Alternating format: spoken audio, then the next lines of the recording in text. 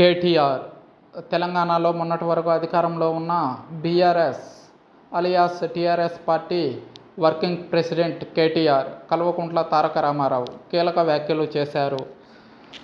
ఓటర్ల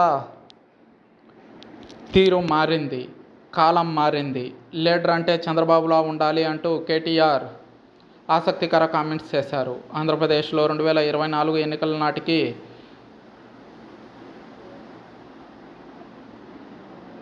బీఆర్ఎస్ తెలంగాణలో ప్రతిపక్షంలో ఉంది. కానీ గతంలో బీఆర్ఎస్కు ప్రస్తుత Telangana CM Revanth Reddy, AP CM Chandrababu Naidu భద్ర శత్రువులుగా వ్యవహరించారు. బీఆర్ఎస్ వైకాపా చీఫ్ జగన్కు సపోర్ట్ చేస్తూ వ్యాఖ్యలు చేసింది. తెలంగాణ మాజీ సీఎం కేసీఆర్, ఆయన తనయుడు మాజీ మంత్రి కేటీఆర్ జగన్ ఏపీలో మళ్లీ గెలవాలని మాత్రం ఆతృతగా ఎదురుచూశారు.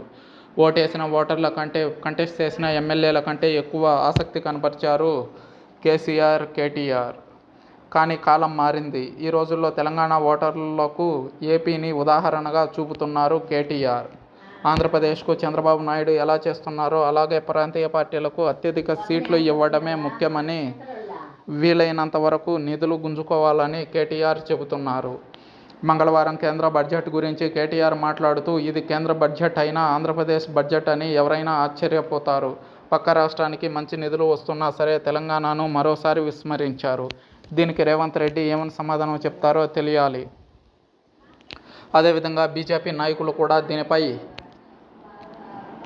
ఆలోచన చేయాలని, 9 ఎంపీ సీట్లను ఇచ్చితే మీరు ఏం తీసుకొచ్చారో తెలంగాణకని ప్రశ్నించారు కేటీఆర్. ఏపీకి నిధులు ఇచ్చే సమయంలో ఆర్థిక మంత్రి ఏపీ పునర్వ్యవస్థీకరణ చట్టాన్ని ప్రస్తావించారు.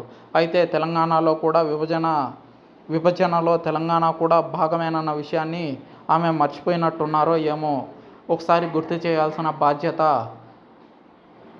తెలంగాణ బీజేపీ ఎంపీలకు ఉందని సెటైర్ విసిరారు కేటీఆర్. బడ్జెట్ ప్రసంగంలో తెలంగాణ ఊసే లేదని మండిపడ్డారు కేటీఆర్. రేవంత్ రెడ్డి లాంటి దౌర్భాగ్యుడు తెలంగాణకు ముఖ్యమంత్రి కావడమే కారణమన్నారు. ప్రాంతీయ పార్టీలకు ఎక్కువ సీట్లు ఇవ్వాల్సిన అవసరాన్ని తెలంగాణ ప్రజలకు మరోసారి గుర్తు చేసిన కేటీఆర్, జాతీయ పార్టీలకు ఎక్కువ సీట్లు ఇస్తే ఎలాంటి ఉపయోగం ఉండదని తేల్చి చెప్పేశారు.